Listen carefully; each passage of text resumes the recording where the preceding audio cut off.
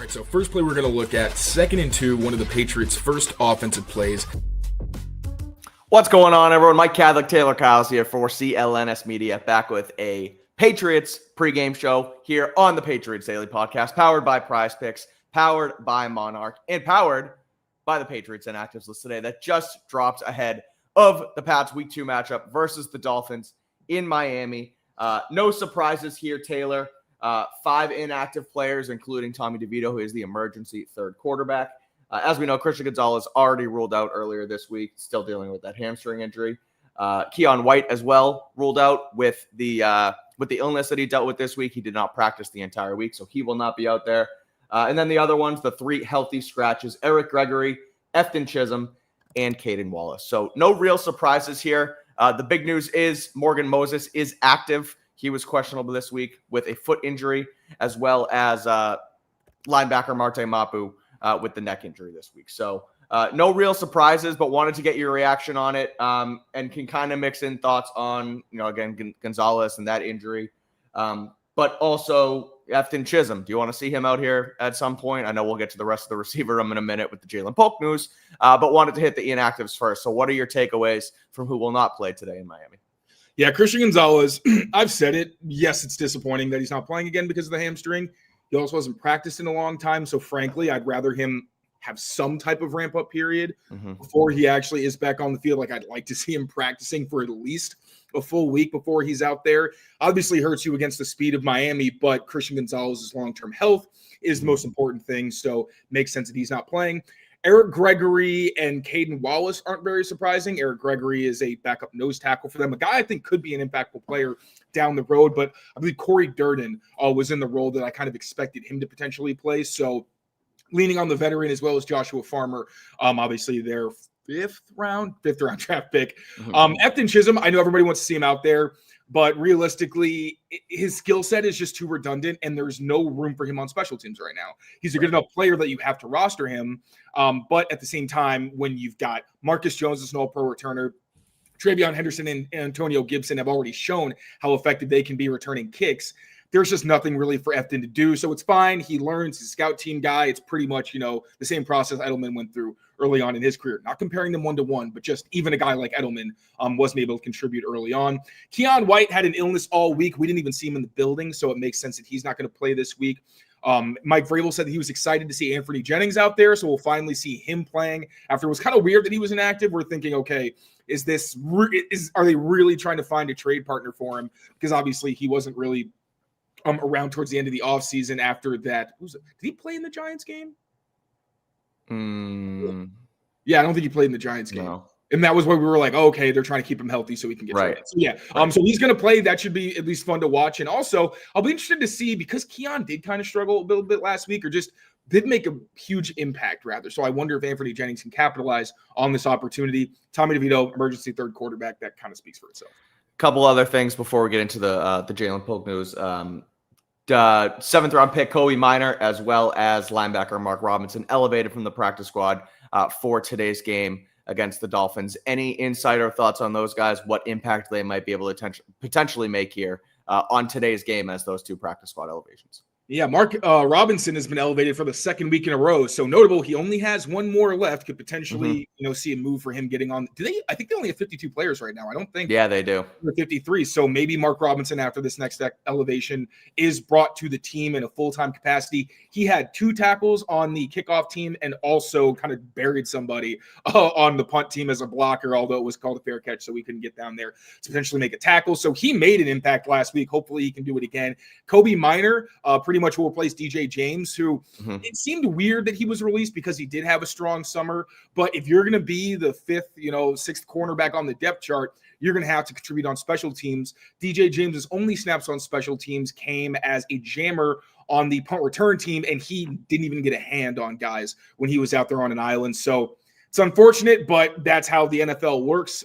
So I think it may also explain why. Maybe we'll see him back on the team, kind of. I don't want to speculate that he's completely gone, but it makes more sense to keep him on the practice squad considering he can't really contribute on special teams.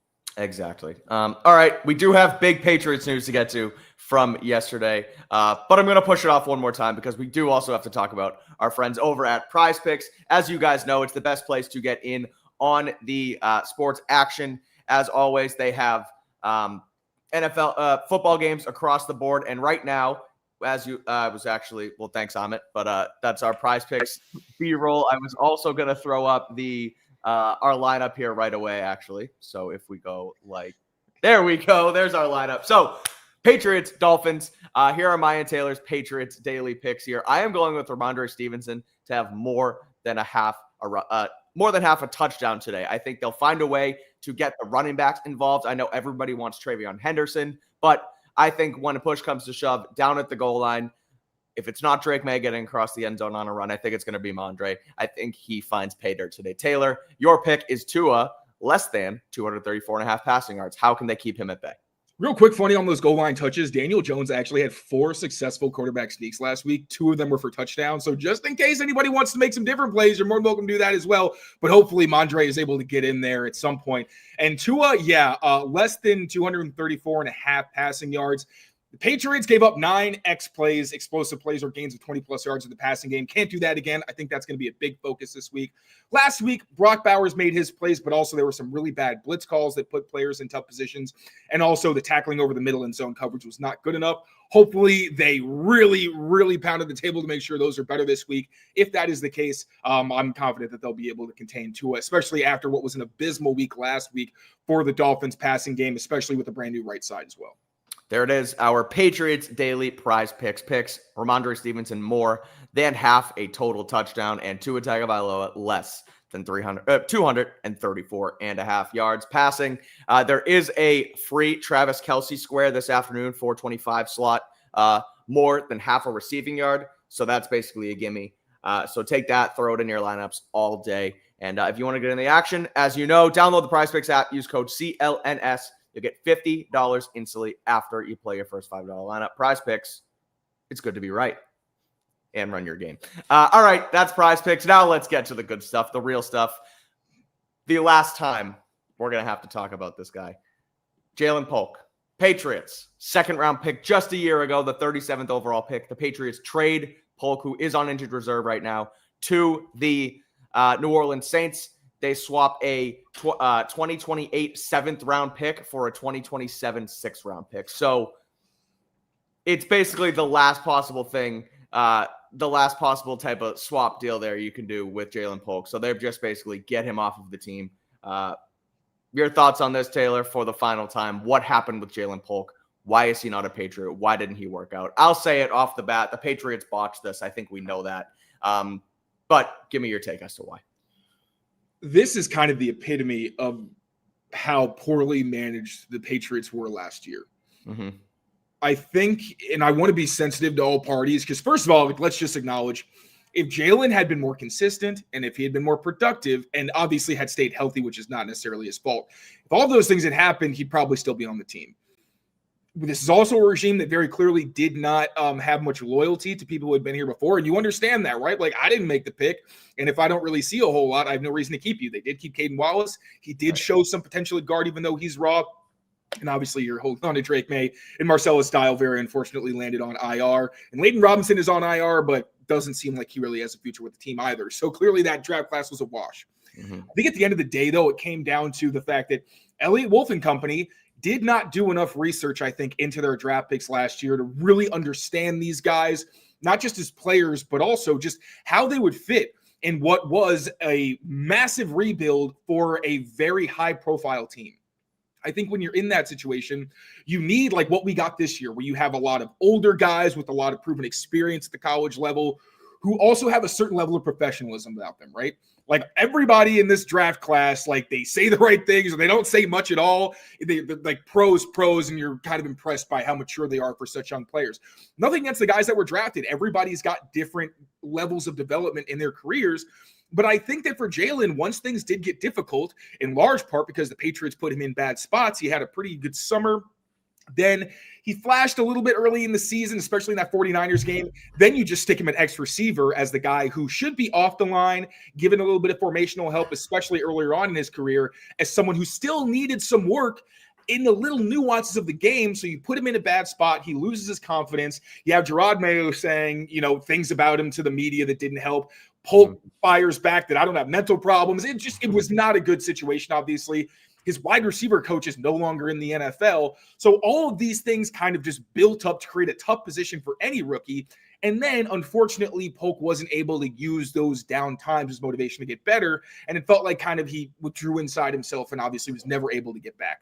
So it's unfortunate for a young player who's gotten so much criticism and really very little help from the team that drafted him. But it just underscores the fact that the Patriots didn't do nearly enough research into the prospects that they drafted last year, and ultimately they paid for it. Yep. It's this is one, and they have not, as we know, gotten this wide receiver position right throughout the draft in the last 5, 6, 7 shots they've taken. Obviously, Jalen Polk, Javon Baker, no longer with the team. That draft class, as you mentioned, outside of May Wallace and Marcellus Dial, they're no longer here. Like you said, Layden Robinson's on the IR, but I don't see him lasting here much longer either. I wrote in my tweet last night reacting to this, like, good on the Patriots for just cutting bait while you can, and people were kind of like, oh, you're still trying to give them credit for it. Like, no, I'm not. I'm just saying that they got what they could out of it instead of having to release him. So I guess it's better than nothing. But once he got put on IR, once he hurt himself again this preseason, that was the last straw. It never felt like this was going to work here. It is unfortunate. They do need to somehow, some way try and get this wide receiver position right. You hope that. Again, they hit with Booty and Douglas in the 6th round a couple years ago. So maybe they also hit with Kyle Williams and they start to put themselves together as a formidable group. And Efton Chisholm, yeah. There's just too many young guys also for Jalen Polk to realistically make the roster. Like, you're hoping all those guys play out, even if, Pop Douglas, for whatever reason, is phased out, because I've kind of said I don't love his fit with Drake May, because Drake, I don't think, is accurate enough consistently to maximize Demario Douglas. But if Efton Chisholm or Kyle Williams works out, we already know Kayshon Bouttie's doing well. I know he's an X. I think he's better as a Z, but like, where exactly is Jalen Polk playing? At some point, you need to get a true alpha who dictates coverage and can actually compete with the better cornerbacks in the league. That guy's probably not in the room right now, and it definitely isn't going to be Jalen Polk, who we all thought at his best was probably like a high-end wide receiver too, which is fine in the 2nd round. Like, you're hoping you can get a guy who fills in that role, and maybe later down the road you get the true alpha. But, it just, the writing was on the wall. We were saying it before he landed on IR. Like, okay, even if he's healthy and he comes back, you're hoping he can maybe work back into the cycle, but where does he play? Like, he's going to have to really show out. That's a tough thing to do this season, but even next year when there's probably going to be even more pieces added to this room. Yep, I was hand up dead wrong on Jalen Polk. Amit jokes that he was going to resurface my hot take from last year that he was going to crack 1,000 yards. He ends up with 87 across 7 starts and 15 games played. So they miss, they bust, they cut ties, and live to see another day. But Jalen Polk no longer with the Patriots.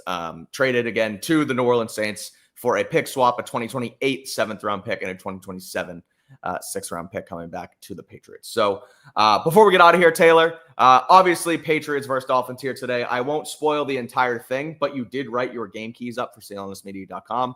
How do the Patriots win this game? What do they have to do high level to take down this Dolphins team in South Beach today? The biggest thing is, like, have some offense. First, you got to establish the ground game, because you cannot have Drake May drop back another 53, 54 times. Like, that is just not a reasonable or effective game plan in any week. And this is a team that we know is built to run the ball. Now they just got to get it done. You have your big physical right side. You've got Garrett Bradbury, who can do a little bit of everything. And then you've got a physical but also hyper-athletic left side and Will Campbell and Jared Wilson. So get some outside zone and toss plays going left. Get some duo and power and all those things going to the right, so that you can then use your play actions. They were pretty effective on play action last week, but so it's available throughout the game, and you've got a wider game script. And in the passing game, a lot of it's just going to come down to establishing a rhythm, which we haven't seen them do with any consistency, going all the way back to really that Commanders joint practice was the last time it felt like the offense was truly humming for a consistent stretch of time. Some of that's going to come with Drake May being more accurate. It's also going to come down to, again, not getting in situations where, like the Raiders last week, once it became pretty obvious what the Patriots were going to do, started putting Max Crosby over Jared Wilson and against the rookies and just creating more situations that were difficult for the offense to deal with schematically. And also, I want to see the right side of the offensive line be better because they cannot be as leaky, specifically Mike and Nwenu, as they were at times last week. And then defensively, the biggest thing for me is tackling over the middle of the field. Because as soon as you miss a tackle on one of these guys, they're gone. And that's the game to me. I don't think the Dolphins are going to be able to run the ball very effectively because they're literally going to be left-handed as a running team. Can't really expect them to run effectively to a right side, especially against this defensive line where they are very aggressive and very talented, full of a lot of veterans. So just make sure that Tyreek Hill and Jalen Waddle don't kill you over the middle, and I think they should be fine. I'm talking to Amit behind the scenes, and I just typed the same message twice. That's the kind of morning we're at here with the Patriot pregame show. But yeah, I'm with you. You gotta try and get the passing game going. You gotta be able to stop those high flying wide receivers. It's gonna be tough, given that they're back home in Miami. That's where they like to play this track meet style of football, as we talked about this week. But I do think that what we saw last week, they should at least be able to contain them a little bit here. One more thing, actually, before we get out of here. Did you see Gerard Mayo finally showed face? Where? He was at the Tennessee Volunteers football game yesterday. Good for him, man.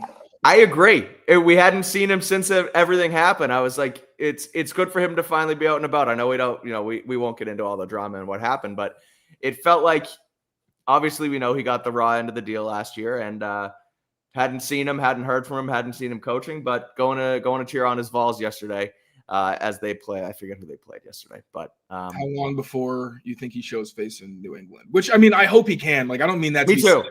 I don't think anybody is so mad at Gerard that they don't want to see him come back and recognized as one of the greatest linebackers in franchise history. Yeah. How long do you think until that? I don't know. I would love to know, what's the next step in that relationship. It's very interesting because, again, when you look at it, and as we've talked about, yes, he was a bad head coach. It didn't work. Like, he was way too in over his head. But that was the thing. He was too in over his head. He wasn't ready. And they basically not forced him into it. But how is a guy in that situation supposed to say no to being a head coach, even if it is too early? You kind of just got to go trial by fire. And it was unfortunately fire. But I think that, and I hope that Patriots fans can compartmentalize that and look at the coach versus the player. And the fact that we got here now, again, Pats are 0-1. They're facing as must-win of a must-win as you can in a Week 2 game, right? But they're still in a better spot than last year, and we had to go through the Mayo year to unfortunately get here. But I think, and I hope people realize what happened, where it's at now. You have Mike Vrabel. You have a little bit more stability. So I hope he can come back and show face and be recognized as the great player he was, because that wasn't all his fault last year, as we know. And hopefully Patriots fans can understand that. But at any rate, that's going to do it here for our Patriots pregame show. Pat's taking on the Dolphins this afternoon in Miami, 1 o'clock kickoff. We will also be back here on Patriots postgame right after the game. Wait till right after kickoff. It'll be me, Taylor, John Zanis hosting the show, and Greg Bedard from the Boston Sports Journal and the Greg Bedard Patriots podcast will join us at some point as well. So make sure you keep it here on Patriots Press Pass for all of it. Turn on your notifications, rate, review, and subscribe to the channel. And we'll see you guys soon. Hopefully we're talking about a win at 4:30-ish this afternoon. So for Taylor Kyles, I'm Mike Kadlick. Thank you guys all for tuning in to preview Patriots Dolphins. Until next time, take care of yourselves, take care of each other, and we will see you very soon. Peace out, everyone. Where's our outro? There's our outro.